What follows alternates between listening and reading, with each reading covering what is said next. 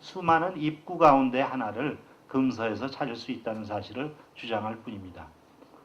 이 점을 다시 한번 강조하고 새로운 신성성이 탄생하는 과정을 잠깐 살펴보기 전에 한 모금.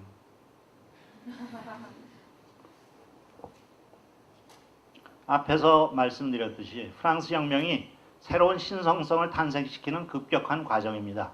1789년 5월 5일 베르사유에 모인 전국신문회, 여러분 가운데 삼부회라고 배우신 분도 계시겠죠.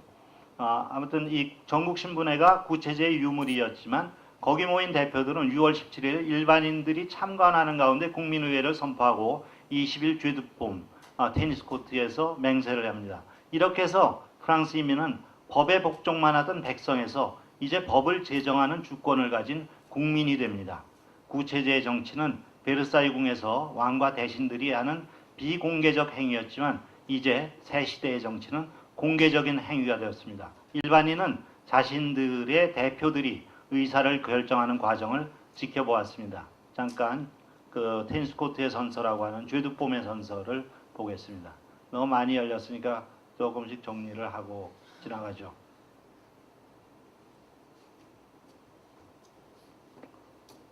이 뭐 유명한 그림이니까 다 보셨을 거예요. 그러나 설명을 조금 해드리자면 여기서 선서하는 사람이 파리의 민선시장, 그러니까 파리가 처음으로 스스로 주민들이 뽑은 민선시장 천문학자 출신 바이입니다. 이 사람이 맹세를 하고 여기에 있는 사람들이 거의 전부가 여기에 따라서 맹세를 합니다.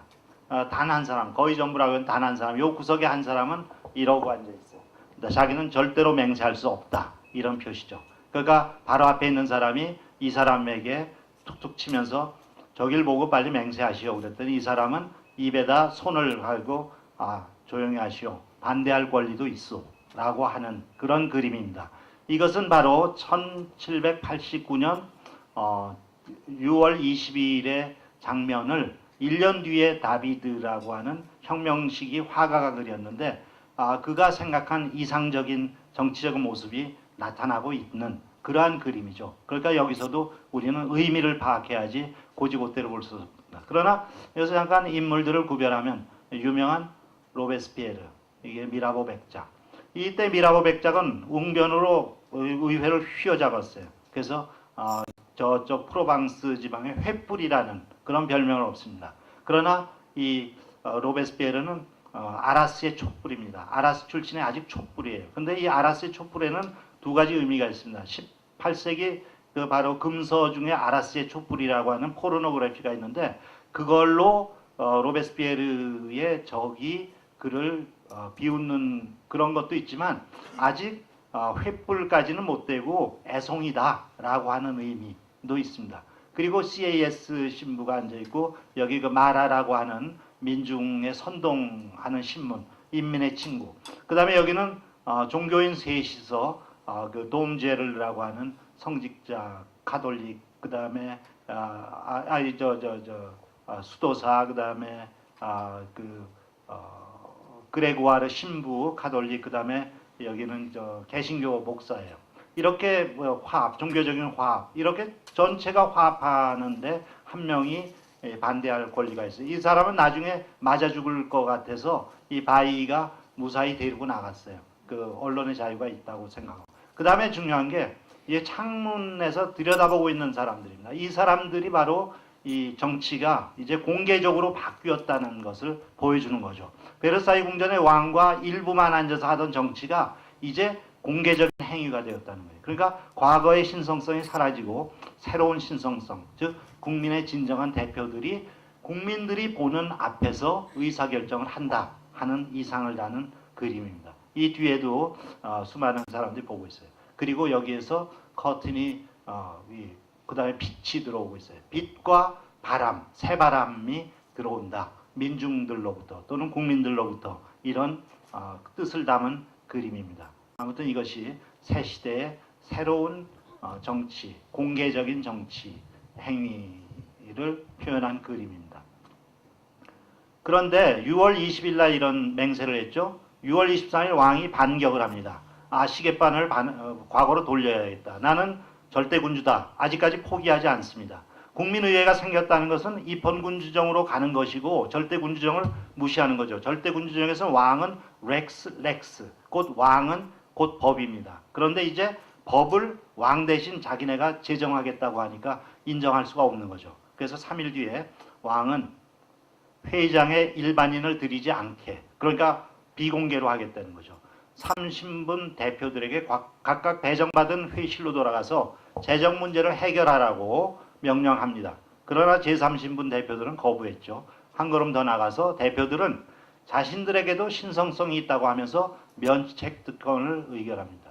이것이 이제 우리도 의회 내에서 하는 발언의 책임을 묻지 않는다. 우리는 의회 내에서 의사결정을 할 때 어떤 발언을 해도 안전하다라는 것을 스스로 결정해요. 그러니까 왕 너만 신성한가? 우리 국민의 대표들도 신성하다. 이런 거죠. 그러니까 새로운 신성성이 6월 17일 국민의회와 함께 6월 23일 이렇게 면책특권을 의결하면서 공식적으로 나타나는 겁니다. 이렇게 해서 정치적 구체제의 절대군주정은 새로운 주권자들의 저항을 받고 권위를 잃습니다. 이게 절대군주정이 사라지는 공식적인 날이죠. 이제 입헌군주정이 시작된다는 거예요.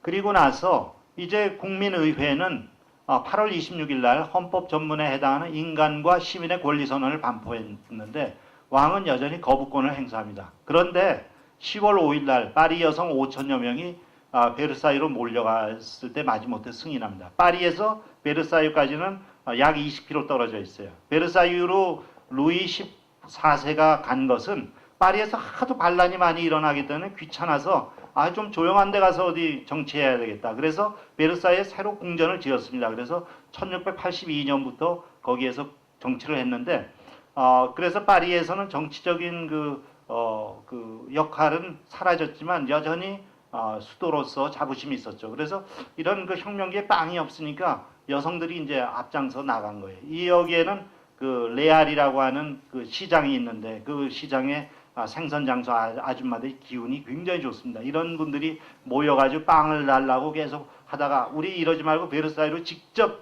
가자 해서 5천여 명이 정오에 파리 시청 앞에서 모여서 행진을 해서 가을에 비가 축축이 내리는데 대포 끌고 뭐 쇠상 메고 뭐 해가지고 갑니다. 그래서 5시간 정도 걸려서 베르사유에 도착하죠. 그래서 그때 소식을 듣고 왕은 급히 이제 지금까지 승인하지 않았던 이런 법안들을 가져오라고 해서 서명을 해서 승인을 해줘요. 그러니까 이런 시위, 폭력 이런 것들에 자꾸 왕이 밀려나는 모습을 보고 그만큼 민중들에게 반감을 불러일으킨 다음에 겨우 마지못해 승인하니까 더욱더 스스로 이제 자기 몸을 옥죄는 그런 결과를 낳게 되는 거죠.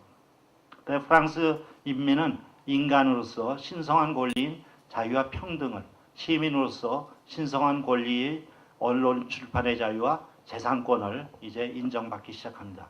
그래서 10월 5일 날 간 그 파리 여성들이 이튿날 새벽에 베르사유 궁으로 막 쳐들어가서 왕비의 침실까지 들어가서 뭐 칼로 막 북북 그 침대를 찢고 왕비는 겨우 도망쳐서 왕 곁에 갔다가 결국은 이들은 가족과 함께 베르사유 궁전을 떠나서 파리의 튠르리 궁으로 갑니다. 그러니까 1682년부터 파리에 왕이 없었는데 1689년 약 1세기 뒤에 이제 다시 왕을 쟁취해 간 것이죠. 이튿날부터 민중의 안악들이 이렇게 해서 왕을 데리고 가서 튠르리 궁에 갔는데 튠르리는 지금은 없어졌죠. 튠르리는 원래 거기에 기와를 굽는 가마가 있었다고 그래서 튠르리인데 거기에 궁전을 세운 겁니다. 이 튠르리 궁에 갔는데 톡하면 이제 이튿날부터 민중의 안악들이 궁 창문 아래 가서 왕비 좀 나와봐. 그래가지고 왕비 나오면 어떤 독일 여성은 왕비가 오스트리아 출신이니까 독일어를 막 또 아는 척을 하면 그 왕비가 1770년에 시집으로 와가지고 14살에 1789년이니까 몇 년이에요? 빼기도 하기도 못하겠네. 자관 그동안에 고국의 말은 다 잊어버렸죠. 사실상. 그래서 나는 프랑스인입니다. 난 불어뿐이 못합니다. 이렇게 하면 또 왕비 만세 그러고 또 돌아가요. 이렇게 하면서 왕비와 민중의 안악들 가장 천한 안악들이 대등한 관계로 간다는 거죠. 이게 혁명의 어떤 본질적인 모습을 이런 데서 읽을 수가 있습니다. 그 다음에 시간이 흘러서 1791년 6월 20일 자정을 넘긴 뒤에 왕과 그 가족은 변장을 하고 튠르리 궁을 빠져나갑니다. 왕이 가정교사로 하고 왕비가 이제 러시아의 귀족 부인으로 하고 해서 마차를 타고 도망을 가는데 이 스스로 변장을 하고 갔다는 거, 이 자체가 나는 왕 노릇 못 해먹겠다 이런 얘기죠. 이렇게 해서 지난 1년 9개월 동안 자유롭게 행동하지 못하고 계속 모욕을 당하자 결국 국경과 가까운 곳으로 도망쳐서 전국을 주도하려고 결심한 건데 하루 종일 이날이 바로 하진 날입니다. 그러니까 낮이 가장 긴 날이죠. 그래서 밭에서는 농부들이 일을 하고 있고 그랬는데 그들이 기묘한 그 마차 2대가 막 가고 가는 걸 보죠. 그냥 그러면서 이상하다 했는데 결국은 가서 잡힌 거예요. 그래서 21일 날 밤 11시경 바렌이라고 하는 곳에 잡혀가지고 파리로 호송돼요.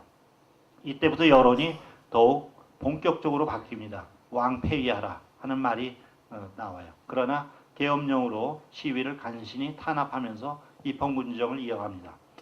그리고 이듬해 4월 25일 전쟁이 터지고 민심이 더욱 흉흉해지는데 왕이 국회가 새로 제정한 법에 거부권을 계속 하니까 6월 20일 파리 민중은 튠르리 궁으로 갑니다. 6월 20일은 이중으로 의미가 있죠.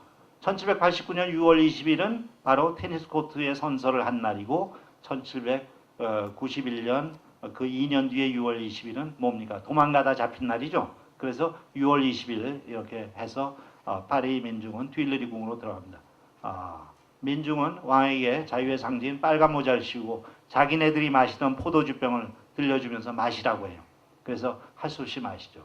아주 파리의 가장 하층민과 왕이 동등하게 되는 그런. 이게 이제 빨간 모자, 이게 그 자유의 상징입니다. 히브리 노예들의 합창 이런 데서도 나오죠. 그런 그 모자인데 천으로 만든 거죠. 그리고 이 포도주를 마시고 있어요. 이게 포도주가 평소에 마시던 포도주보다는 훨씬 싸우려겠죠. 그래도 할 수 없이 마시면서 우호 관계를 다지는 거죠. 그런데도 92년 8월 10일 날 파리 민중과 지방에서 그들을 도우러 간 연맹군이 튠르리 궁을 공격하고 왕은 일가를 데리고 입법의회로 피신합니다. 이날에는 그동안 성인 남성으로서 정치적 권리를 누리지 못하던 수동 시민이 정치판에 참여하였고 그 결과 정치적 권리를 얻습니다. 그 수동 시민도 이제 신성성을 확보하는 날입니다. 입법의회는 당장 왕정을 정지한다고 의결하고 곧 새 헌법을 만들 국민공회를 구성한다는 법을 반포합니다.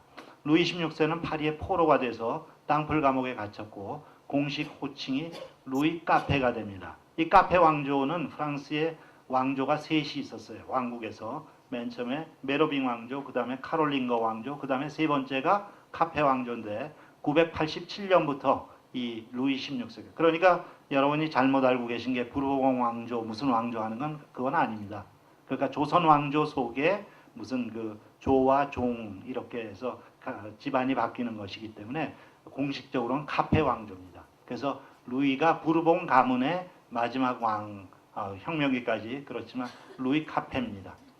1792년 9월 21일 국민공회가 활동을 시작하면서 국민공회는 이제 왕정을 폐지하고 공화국을 선포합니다. 이제 왕정은 공식적으로 이제 사라진 것이죠. 그래서 1789년을 자유의 원년이라고 했는데 그렇다면 92년은 자유의 4년이 되어야 할 것이지만 이제 평등한 해가 돼요. 그래서 평등의 원년이 됩니다. 그래서 자유의 원년, 92년은 평등의 원년. 그래서 1792년을 제2의 혁명이라고도 합니다. 이제 왕의 운명에 대해서 논의하기 시작해요. 국민공회에서는 로베스피에르가 루이 카페의 운명에 대해 연설합니다. 한마디로 요약하면 루이가 죽어야 나라가 산다. 빨리 죽이자 하는 거예요. 그래서 12월부터 재판에 대해서 논의하다가 93년 1월 15일부터 재판을 시작했고 결국 1월 21일 루이 카페를 처형했습니다. 마리 앙뚜아네트는 함께 갇혀 있다가 이제 7월 13일 루이 샤를 카페, 이제 형이 89년 아들이죠. 둘째 아들 왕세자가 되었다가 이제는 왕당파들 사이에서 1월 21일 날 왕이 죽으면서 왕만세 그런 원칙에 따라서 루이 17세가 되었죠. 그 루이 샤를 카페와 이제 강제로 헤어집니다. 이 1793년 7월 13일 그렇게 해서 이제 마리 앙뚜아네트는 그 죽음의 문턱이라고 하는 꽁시에르주 감옥, 꽁시에르주리 그 감옥으로 이제 이감되고 거기서부터 이제 재판을 받을 준비를 차례차례 해나가는 거죠. 그런데 이 루이 샤르를 맡은 사람이 이제 구두장의 시몽이에요. 이 시몽이라는 사람은 아주 민중계급에서 좀 거친 사람인데 이 사람의 역할이 나중에 나옵니다. 이 1793년 이 7월은 굉장히 공포정이 이제 시작되기 직전이에요. 그래서 그 외국하고 싸우고 전쟁하고 국내에서는 이제 왕당파들이 사방에서 반란을 일으키고 그래서 국내 정세가 뒤숭숭해지고 공포정이 시작되기 직전인 8월 2일 마리 앙뚜아네트가 꽁시에르주리로 이감되고 죽음의 문턱과 같은 곳에서 이제 살면서 이제 재판받을 준비를 하는데 이때부터 그는 자궁 섬유종을 알아서 계속 죽기 전까지 끊임없이 하혈을 하죠. 참 비참한 거죠. 10월 3일 날 혁명법원에 끌려나갑니다.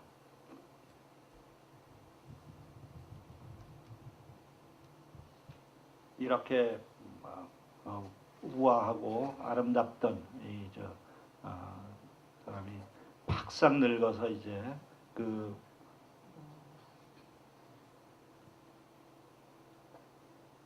이게 이제 그 꽁세르주리 감옥에 있던 그러니까 30대 이제 후반에 접어들었죠. 그런데 이게 이제 그 혁명재판소에 서는 모습인데 아주 과거의 그 화려한 그러한 모습과는 굉장히 동떨어졌죠.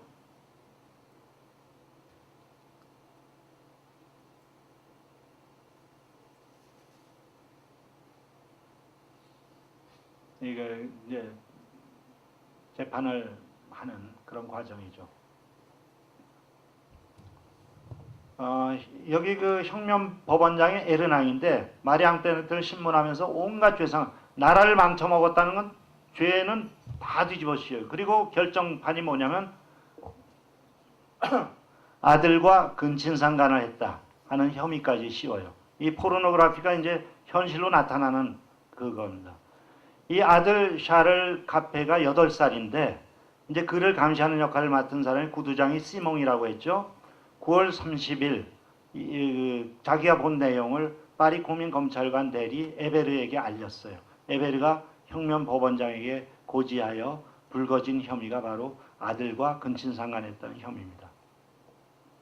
어느 날 루이 샤를이 자유행위를 하는 것을 시몽이 봤다고 합니다. 시몽은 누가 가르쳐줬냐라고 물었더니 루이 샤를은 어머니 마리 앙뚜아네트가 가르쳐줬다고 대답했다고 합니다. 루이 샤를과 누이 마리 테레즈 1778년에 난 첫 딸이죠. 샤를로트를 대질시켰고 엘리자베트가 동생에게 거짓말하지 말라고 다그쳤지만 동생은 계속 자기가 한 말이 옳다고 고집을 피웁니다. 역사가들은 루이 샤를이 자기 고추를 만졌을 수 있다고 생각합니다. 그러나 마리 앙뚜아네트가 성에 눈뜨게 했다고 믿지는 않습니다. 구두장의 시몬 부부가 어린아이에게 그러한 생각을 주입했다고 해석하죠. 아무튼 마리 앙뚜아네트는 파렴치하게도 8살짜리 아들과 근친상간을 한 어미가 되었습니다. 프랑스에 시집간 뒤 계속 포르노그래피에 시달리던 마리 앙뚜아네트는 결국 포르노그래피의 내용을 실천한 사람이 되었습니다. 어차피 마리 앙뚜아네트는 살 길이 없었습니다. 프랑스와 전쟁을 벌이던 오스트리아 출신이며 루이 16세를 사주하여 반혁명을 부추긴 죄를 지었기 때문입니다. 그런데 근친상간의 죄까지 지었다는 혐의를 받았죠. 이처럼 금서의 내용이 실제 주인공의 삶과 기막히게 일치하는 경우를 마리 앙뚜아네트에게서 우리는 찾을 수 있습니다. 결론으로 이제 들어가서 금서가 혁명기 신성성을 무너뜨렸다고 주장하고 싶지는 않습니다. 그러나 구체제의 신성성이 무너지면서 새로운 신성성이 나타난 과정을 보면서 그러한 변화는 언제부터 일어났는지 우리가 궁금해집니다. 그 실마리를 구체제의 신성성을 거부하고 부정하는 금서와 함께 역사적 사실에서 찾을 수 있겠습니다. 실제로 마리 앙뚜아네트가 공주를 낳을 때 침대 주위에는 일반인이 모여들어 아기를 낳는 과정을 지켜봅니다. 어떤 이는 더 잘 보겠다고 창틀에 서서 내려다보았습니다. 그들은 왕비의 피 묻은 생식기까지 확인합니다. 게다가 금서를 통하여 마리 앙뚜아네트의 몸은 모든 사람의 욕망을 자극합니다. 마리 앙뚜아네트가 실생활에서 받은 온갖 비난을 금서가 과장해서 신화로 퍼뜨렸습니다. 그리고 혁명이 일어나 실제로 왕과 왕비는 금서에서 바라던 대로 신성성을 잃고 결국 새로 신성한 존재가 된 국민과 그 대표들에게 파괴당합니다.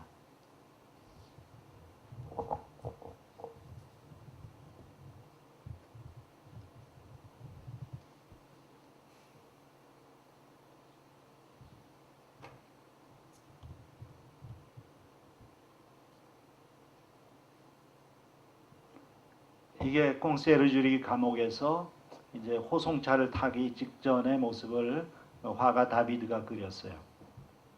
손을 아예 뒤로 묶은 채로 호송차를 타고 가서 결국은 여기 그 단두대에서 몸과 목이 이제 분리되는 그런 벌을 받는 거죠.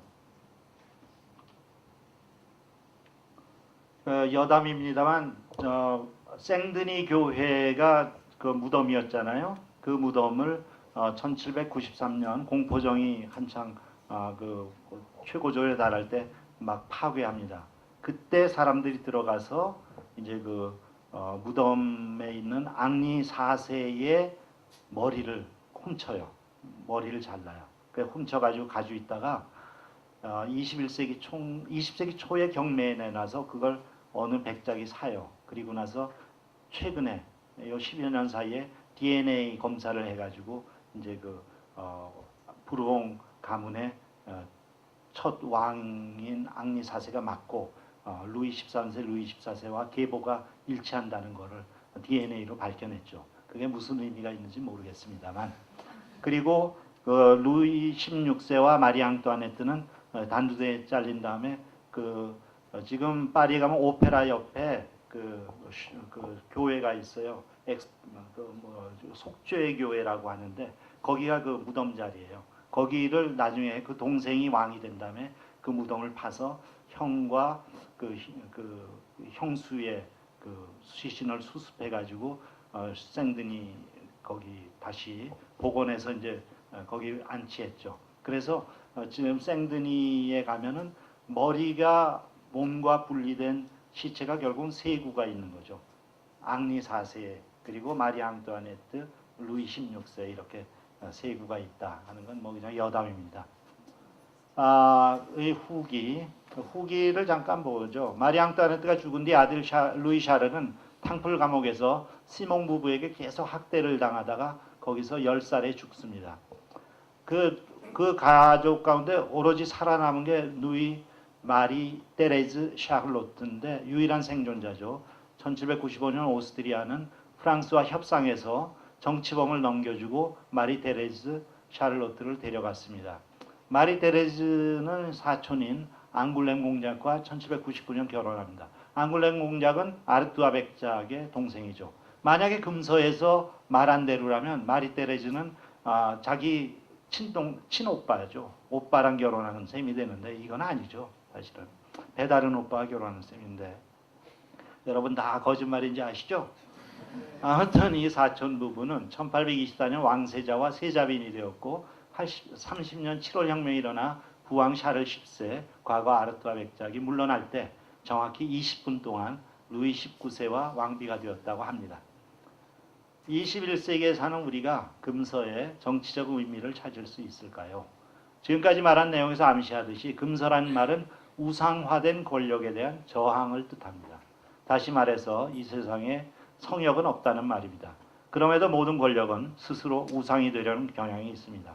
대통령, 국회의원, 법관부터 가정의 부부 사이에도 권력관계가 생깁니다. 교수, 교사와 학생 사이도 권력관계죠 사실은. 그러한 관계를 민주적 관계로 만들려면 문화다원주의를 인정해야 합니다.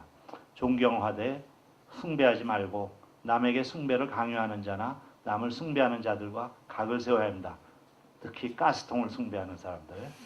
이것이 오늘날까지 적용할 수 있는 금서의 정치적 의미라고 하겠습니다. 감사합니다.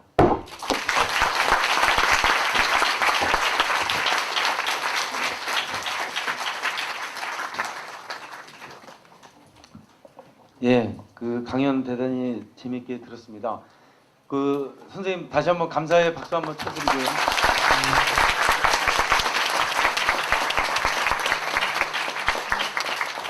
고등학교 때 세계사 배우고 세계사 강의를 처음 저는 들어보는 것 같은데 그 지금 강연 들으면서 우리과 이 학부생들 또는 이제 선생님한테 강의를 들었던 졸업생들이 부럽다는 생각이 들었습니다. 이렇게 재밌고 자극적이고 혁명적인 이런 강의를 네. 그런데도 C 받는 사람들 있죠. 이해가 안 돼요. 예, 강연 잘 들었고요. 지금 시간이 11시 10분인데 강연은 여기까지 듣고 이제 잠깐 원래 이제 선생님께서는 절대 어떤 뭐 다른 거 준비하지 말라고 그러시는데 또 우리가 아까 존경하되 숭배하지는 말라고 그러시니까 하지 말란다고 또 안 할 수는 없잖아요. 그래서 아주 소박하게 제자들이 지금 학부생들 그다음에 대학원생들 졸업생들이 준비한 선물을 선생님께 이게 증정하는 시간을 잠깐 갖고요. 그다음에 여기 참석해 주신 분들 모두 다 같이 올린 다음에 이따가 여기 플래카드 보이죠? 이 앞에서 다 같이 기념사진 찍고 그 다음에 오시면서 보셨겠지만은 바로 앞에 나가면 지금 천막이 설치되어 있습니다. 또 이렇게 식사도 형식적인 거 싫다 하시는 또 이런 이제 혁명적인 발상을 하셔가지고 저희가 그냥 천막 치고 이제 약간의 점심 식사거리로 이제 도시락이랑 음료랑 약간의 또 막걸리랑 이런 것들이 준비되어 있습니다. 그래서 선물 증정이랑 사진 촬영한 다음에 나가셔가지고 그냥 자유롭게 스탠딩 방식이긴 합니다만 같이 이렇게 도시락 드시면서 조금 더 선생님이랑 더 말씀도 나누고 그런 시간을 가졌으면 좋겠습니다. 그러면 먼저 학부생부터 할까요? 학부생 대표 어디 있죠? 예.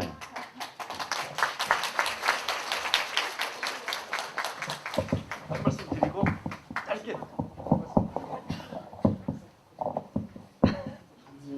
네, 안녕하세요. 저는 학부 학회장 맡고 있는 13학번 송채은이라고 하고요. 제가 사실 1학년 1학기 때 선생님 수업을 들었었는데 되게 그때 망나니처럼 살아서 이번 학기에 프랑스 혁명사 수업 들으면서 되게 개가 전선하는 모습 보여드리려고 조금 노력을 했는데 어땠는지 모르겠고 선생님한테 이번 학기에 많이 배워갑니다.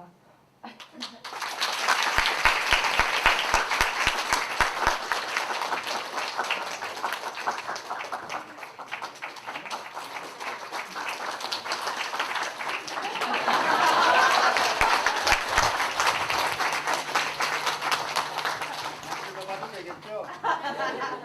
감사합니다. 깜찍한 옷이라고 제가 들었는데 맞습니까? 예, 선생님 입으시면은 한 10년은 젊어 보이실 만한 깜찍한 거라고 제가 들었습니다. 그 다음에는 대학원 선생님들 누가 준비하셨습니까? 예, 대학원생들 대표해서 그러면 잠깐 인사드리고.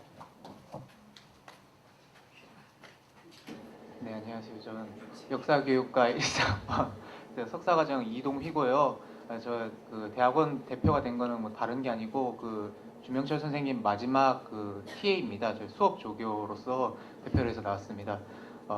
주명철 선생님과는 참 많은 추억도 있었고 제가 참 좀 제자로서 좀 망나니 같은 짓도 많이 했고 죄송한 짓도 많이 했고 그 다음에 많은 추억도 쌓았고 되게 어떤 의미에서 되게 감사하신 제 인생에선 정말 기억에 남는 은사님 중에 한 분이십니다. 그래서 이번이 끝이 아니고 나중에도 이제 계속 계시니까 좀 많은 추억을 더 쌓았으면 하는 생각을 좀 하고 있습니다. 네, 선생님 정말 감사했습니다.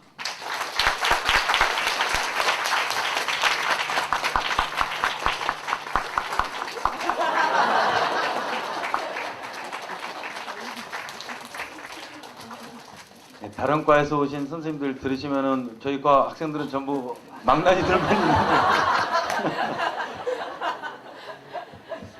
네, 그러면 마지막으로 그 동문들께서 오늘 지금 주중 오전 행사기 때문에 좀 많이 오실 수가 없는데 그래도 또 이렇게 애써 시간 내서 와주신 동문들 계시고 그 동문회 차원에서 아마 간단한 그 선물을 준비한 것 같습니다. 그럼 김동희 선생님 나오셔서.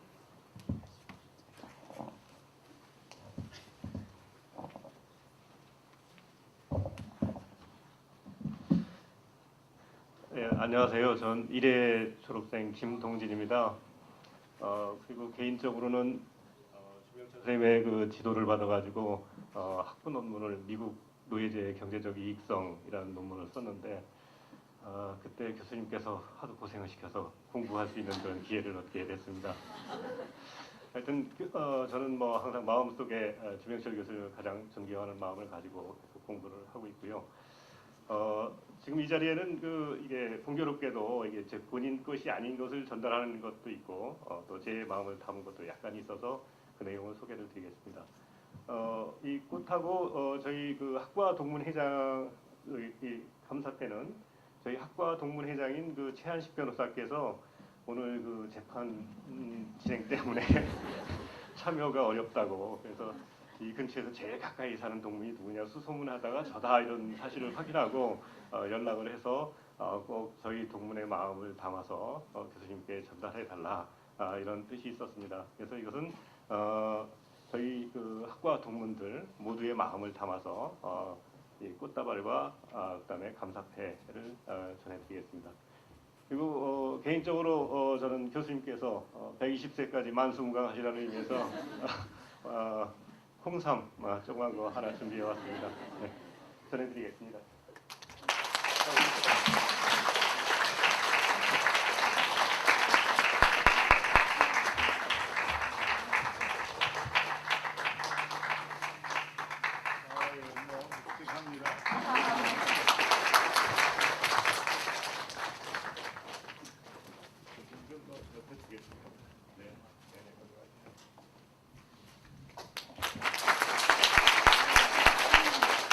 네, 그러면 저희 그 선물과 꽃다발 등등은 여기까지 하겠고요. 선생님 이제 아니요.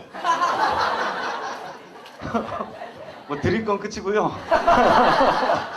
그 지금 이제 강연 더 있으세요? 그러면 준비해 오시. 죄송합니다. 제가 좀 관료적이어가지고 미리 이제 접수가 안 된 거는 좀. 그래서 선생님 나오셔가지고 지금 혹시 선물 준비하신 분 있으시면은 지금 나오세요. 네. 또 우리 동문분들 이외에도 혹시 준비하신 분들 계시면은 괜히 농담을 해가지고 이거.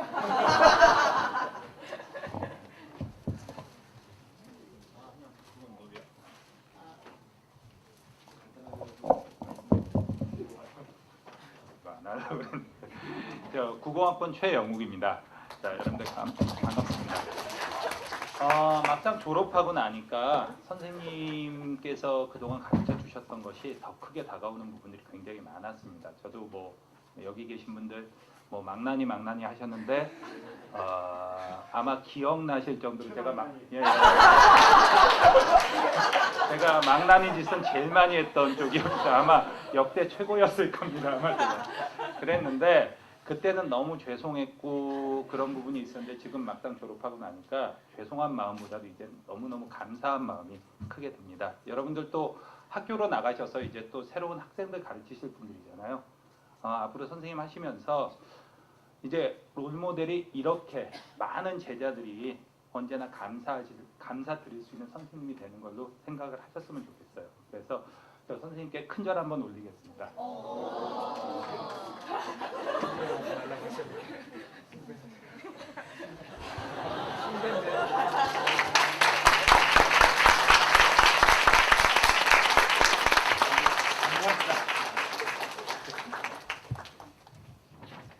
그리고 제 거는 조그만 와인 하나 준비했는데 제가 사본 와인 중에서 제일 비쌉니다. 90만 드셔야 됩니다.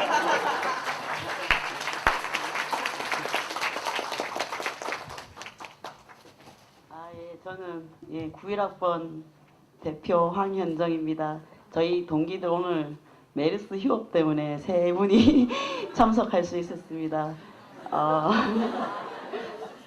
선생님 저는 망나니가 아니라 학교 부적응아 정도 됐을 건데 학교 생활하면서 굉장히 향수병이 많았고 이제 생활이 힘들었는데 선생님 되게 많이 초대해 주시고 따뜻하게 맞아 주셔서 늘 집 같은 느낌이 많이 듭니다. 죽을 때까지 잊지 못할 것 같고 선생님 늘 건강하세요.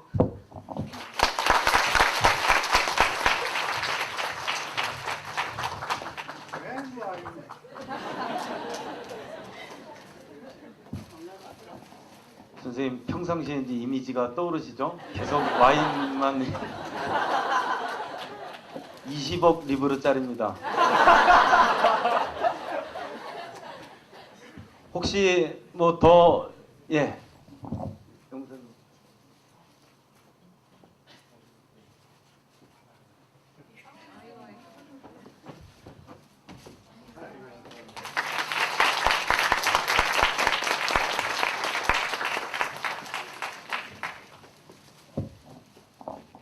마이크가 너무 높네요.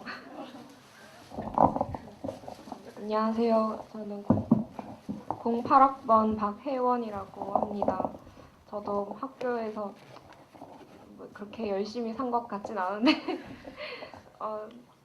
네, 소식을 뒤늦게 듣고 급히 꽃다발을 준비를 하면서 선생님 평소에 이런 형식적인 거를 싫어하시다 보니까 안 받으시려고 하는 건 아닌지 내심 걱정을 했는데 받아주실 것 같아서 네, 기쁘게 드리겠습니다.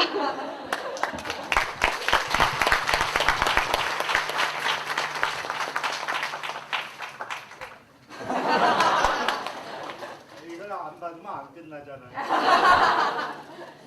네, 그리고 제가 뭐 대표 이런 건 아니지만 저희 08학번 그 지도 교수님이시기도 해서 네, 오늘 꼭 찾아뵈야겠다고 생각하고 있었습니다. 선생님 감사합니다. 안녕하세요. 저도 학부생 공부학번 졸업생 장선미라고 합니다. 개인적으로 이제 교수님 강의를 너무 좋아했고 또 교수님께서 도움도 개인적으로 많이 주신 부분도 많아서 오늘 꼭 이제 찾아뵈야겠다고 생각하고 있었는데 또 강연도 너무 좋은 강연을 들어서 너무 기쁩니다. 네, 감사합니다.